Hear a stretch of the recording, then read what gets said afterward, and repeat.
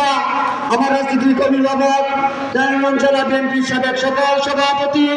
সাবেক সকল সাধারণ সম্পাদক বীর মুক্তিযোদ্ধা জনাব কাজী মনিরুজ্জামান মনির সাহেব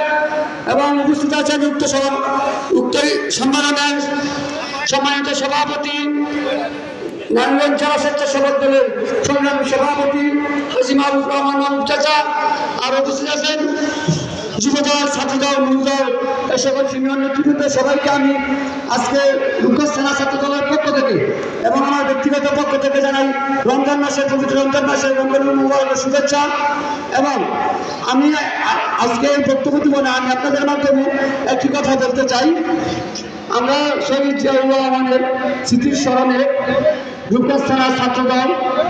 একটি কোরআন প্রতিযোগিতার আয়োজন করেছি। আপনারা সবাই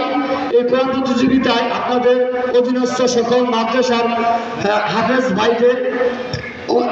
অংশগ্রহণের জন্য অনুপ্রেরণা যোগাবেন এবং সাহস দিবেন এবং আমরা যারা সম্পূর্ণভাবে আমাদের নেতা নেতৃত্ব জনাব কাজী মনিরুজ্জামান মনির সাহেবের হাতকে শক্তিশালী করে আমরা রূপগঞ্জে সবাই ঐক্যবদ্ধভাবে কাজ করতে পারি এবং আমরা সবাই কাজী মনিরুজ্জামান মনির সাহেবকে আগামী রূপগঞ্জের এমপি হিসাবে